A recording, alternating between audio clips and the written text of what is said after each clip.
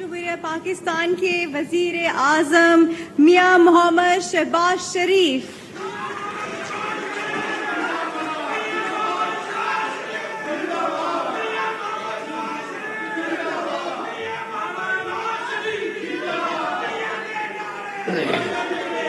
بسم اللہ الرحمن الرحیم بسم اللہ الرحمن الرحیم محترم جناب سید مراد علی شاہ صاحب وزیر اعلیٰ سندھ، جناب مولانا اسد محمود صاحب وزیر مواصلات حکومت پاکستان، جناب امین الحق صاحب منسٹر انفارمیشن ٹیکنالوجی، محترم جناب چودھری قمر زمان قاہرہ صاحب special assistant to prime minister of Pakistan, جناب پروفیسر چودھری حسن اقبال صاحب منسٹر آف پلاننگ، محترمہ مریم اورنگزیب صاحبہ منسٹر انفارمیشن، جناب ناصر شاہ صاحب صوبائی وزیر حکومت سندھ، جناب خرم آغا سیکرٹری کمیونیکیشن، محترم جناب صلاح الدین صاحب MNA، جناب شبیر قائم خانی صاحب MNA، سینیٹرز، MNAs، ممبران صوبائی اسمبلی اور حیدرآباد سندھ کے میرے انتہائی قابل احترام بزرگوں، بھائیوں اور بہنوں، السلام علیکم۔ ابھی ہم اسی منصوبے کا ایک افتتاح سکھر میں کر کے آئے ہیں اور اب دوسرا افتتاح آج اس وقت حیدرآباد میں ہوا چاہتا ہے، اور میں آپ کو سب کو دل کی عطا گرائیوں سے مبارکباد پیش کرتا ہوں کہ یہ عظیم منصوبہ جو کہ جس طرح ابھی آپ کو یہاں پر بھی اور سکھر میں بھی بتایا گیا کہ بانی موٹر ویز میاں محمد نواز شریف، یہ انہی کی قومی بصیرت تھی، سوچ تھی، جس نے آج پشاور سے لے کے سکھر تک پورے پاکستان کو ایک لڑی میں پرو دیا ہے، اور آج انہی کے اس ویژن کو ہم آج آگے بڑھا رہے ہیں میاں نواز شریف کے، اور سکھر حیدرآباد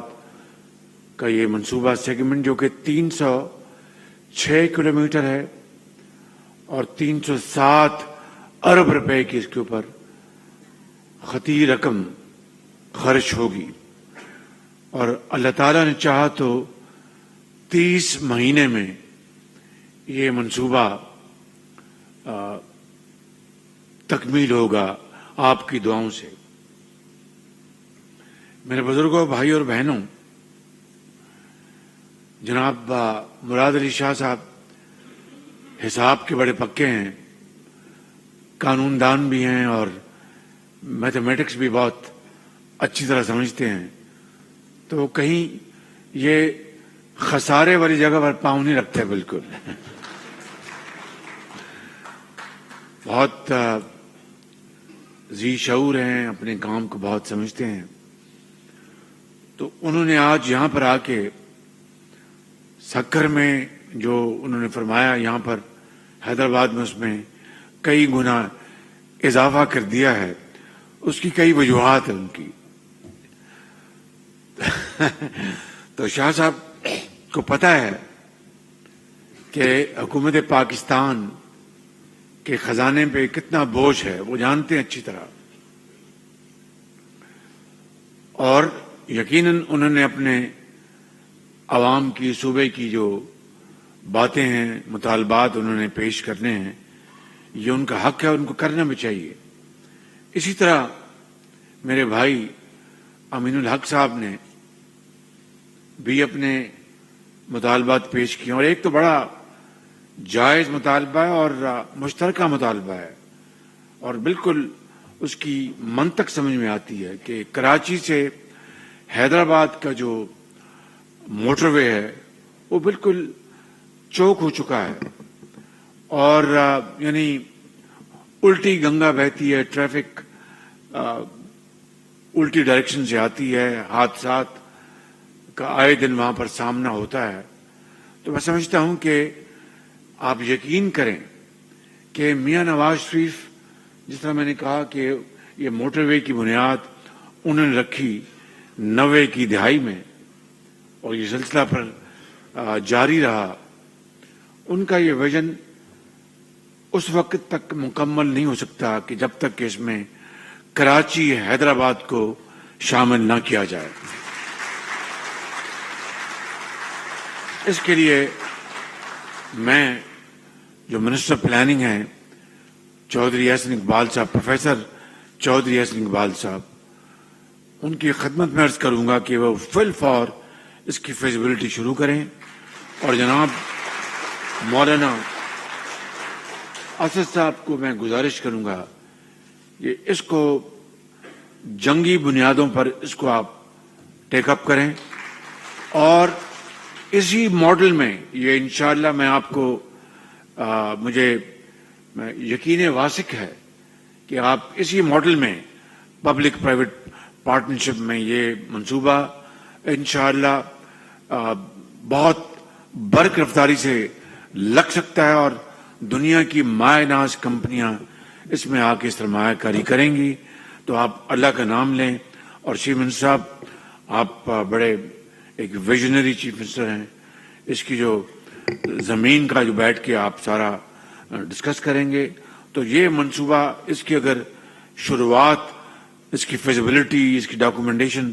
فی الفور شروع ہو جائے تو اس سے اچھی اور کوئی بات نہیں ہو سکتی۔ تو میں آپ کو یہ انکریج کروں گا کہ اس کے اوپر فی الفور کام کیا جائے۔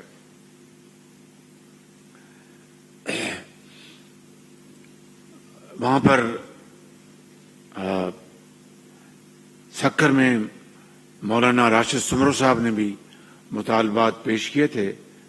اور یہاں پر حیدرآباد میں جناب امین الحق صاحب نے مطالبات پیش کیے ہیں۔ اب 50 کروڑ روپے کا جو میاں نواز شریف صاحب نے جو یہاں پر ڈیولپمنٹ پیکج کا اعلان کیا تھا، اور جس کے اوپر بوجہ عمل نہ ہو سکا، تو میں سمجھتا ہوں کہ یہ ایک ایسا مطالبہ ہے جو آپ کا جائز بھی ہے۔ تو میں یہ عرض کروں گا، اور جناب چیف منسٹر سندھ کی خدمت میں، کہ 1 ارب میں دیتا ہوں اور 1 ارب آپ دے دیں، تو جناب 2 ارب کا یہ یہاں پہ ہم بہت شکریہ، بڑی مہربانی آپ کی جنروسٹی کا، بہت بعد سندھ کے اپنے بھائیوں اور بہنوں کی خدمت میں ہم پیش کر رہے ہیں۔ اور اگلی بات میں یہ عرض کرنا چاہتا ہوں کہ وزیر اعلیٰ صاحب نے ایک لمبی لسٹ یہاں پر جو منصوبے جو ماضی میں جن کے اوپر بات ہوئی یا اس کے اوپر کاغذی کارروائی ہوئی یا کچھ شروعات ہوئی، اس میں وہ تعطل کا شکار ہو گئے۔ تو میں آپ سے گزارش کروں گا کہ آپ احسن اقبال صاحب کہ آپ بیٹھیں، اور حضرت آپ بھی بیٹھیں ان کے ساتھ،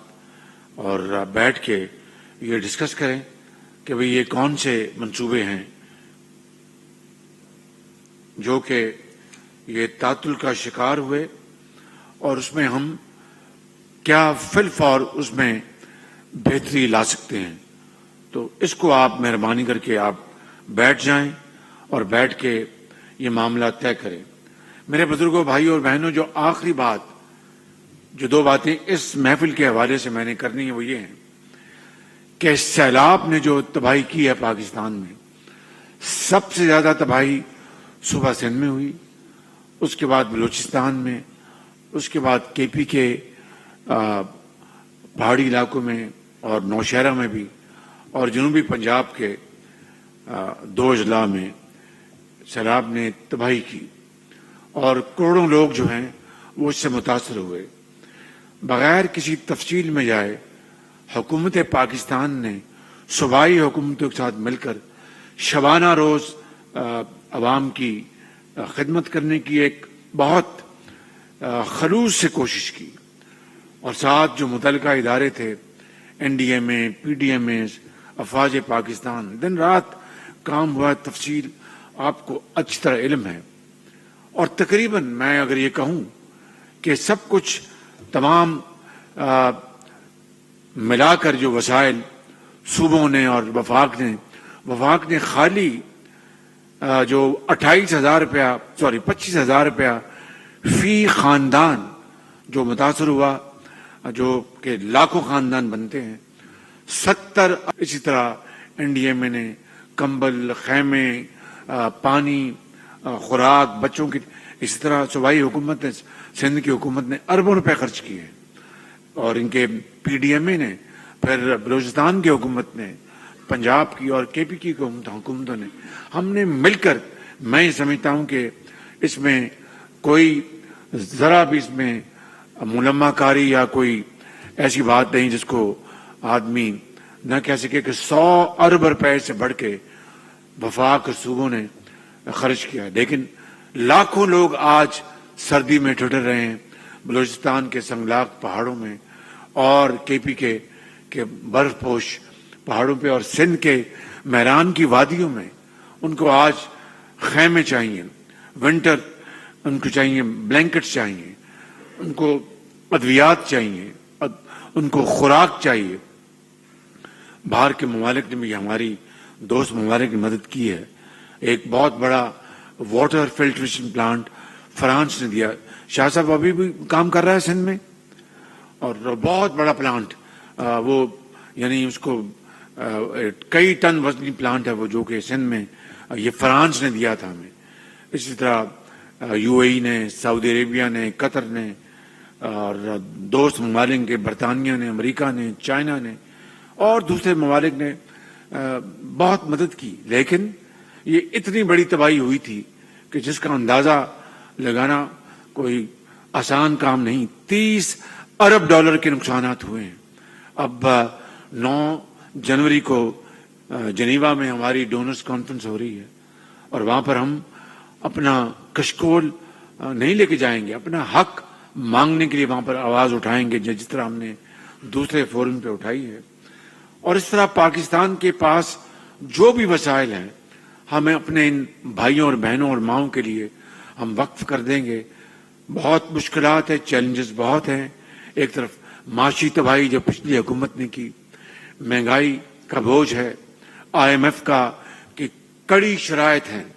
انہوں نے باقاعدہ پاؤں میں زنجیریں پہنا دی ہیں۔ پھر آپ دیکھتے ہیں کہ ہمیں اس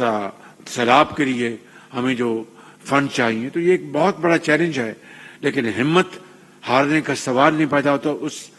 مالک جس کے قبضے میں ہماری جان ہے، انشاءاللہ اس کی مدد اور نصرت سے ہم مل کر یہ مخلوط حکومت ہم کام کر رہی ہے، اور انشاءاللہ عوام کے دکھوں کو ہم مزید کم کریں گے، اور جب تک کہ اپنے گھروں میں چین سے نہیں بیٹھ جاتے، ہم چین سے نہیں بیٹھیں گے۔ اور آخری بات یہ ہے کہ میری آپ سب سے گزارش ہے کہ اس معاملے میں یا تو آپ یہ دیکھیں، اور آپ کا حق ہے کہ جہاں پر ہماری غلطی اس کی نشاندہی کریں، ہم معذرت بھی کریں گے اور بہتری کا وعدہ بھی کریں گے، لیکن پوری کوشش اگر ہو رہی ہے اور ملک کے اندر ہیجانی کیفیت پیدا کرنے کی ایک شعوری کوشش ہو رہی ہے، ملک کے اندر اگر یہ کہا جائے کہ اپنے کاروباری لوگ باہر کیوں نہیں آ رہے، کسان باہر کیوں نہیں آ رہے، آپ نے اس وقت کسانوں کو باہر کیوں نہیں بلایا جب آپ ان کو کھاد نہیں دے رہے تھے اور کھاد پورے پاکستان میں بلیک ہو رہی تھی، آپ نے اس وقت کاروباری لوگوں کو باہر کیوں نہیں بلایا کہ آئے احتجاج کریں جب آپ چینی ملک سے باہر بھجوا رہے تھے اور ایکسپورٹرز کی तिजोरियां भर रहे थे, रुपए का विंडफॉल भी उनकी जेब में जा रहा था, सब्सिडी भी आप साथ दे रहे थे। फिर अब दोबारा आपने चीनी दोबारा इंपोर्ट की और अरबों रुपए खर्च किए, गंदम एक्सपोर्ट की, फिर आपने इंपोर्ट की। आपने उस वक्त पूरी कौम को क्यों नहीं कहा कि एहतजाज के लिए आ जाओ बाहर, कि मैं इमरान खान गैस जो है $2 पर यूनिट पे मिल रही थी, मैं ना खरीद सका। खुदारा कुछ होश के नाखून लें आप।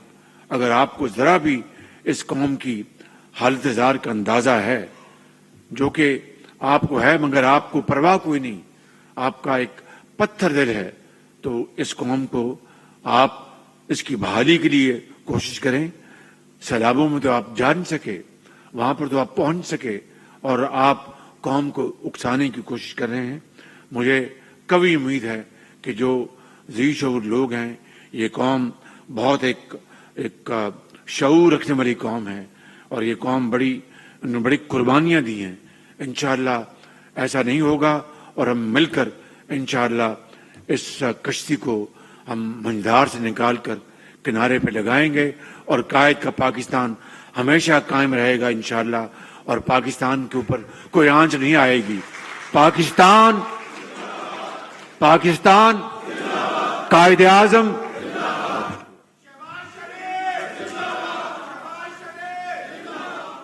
सखर हैदराबाद मोटरवे का संग बुनियाद आज रख दिया गया। वज़ीर आज़म शहबाज शरीफ तकरीब से खिताब कर रहे थे। उन्होंने इस मंसूबे को खुशाइंद करार दिया। उन्होंने कहा कि 90 की दहाई से इस विजन को शुरू किया गया, जो कि कायद नून लीग नवाज शरीफ ने शुरू किया था, और इसे हम इसी तसलसल के साथ आगे लेके चलते रहेंगे। उन्होंने कहा कि जो मुतालबात मेरे सामने पेश किए गए हैं, वज़ीर आला साहब ने और दीगर जिन लोगों ने मेरे सामने मुतालबात पेश किए हैं, उन्हें फिलफौर देखा जाएगा और उनको शुरू भी करना है और मुकम्मल भी करना है। इसके साथ साथ उन्होंने कहा कि हम सब मिलकर इन मंसूबों को पूरा करेंगे। 1 अरब मैं देता हूं, 1 अरब आप दें, हम दोनों मिलकर इस मंसूबे को शुरू करेंगे। सैलाब के हवाले से उन्होंने कहा कि सैलाब से सबसे ज्यादा मुतासर सिंध हुआ है। केपीके जनूबी पंजाब के भी 2 अजला सबसे ज्यादा मुतासर हुए हैं। उन तमाम लोगों की मदद की जा रही है। तकरीबन 70 अरब रुपए उन्होंने बताया है कि बेनजीर इनकम सपोर्ट प्रोग्राम के तहत लोगों को दिया गया है, और मजीद इकदाम के लिए उन्होंने बताया कि जिनेवा में डोनर्स कॉन्फ्रेंस मुनक्किद हो रही है, उसमें भी जा रहे हैं, उसमें भी मजीद बात होगी।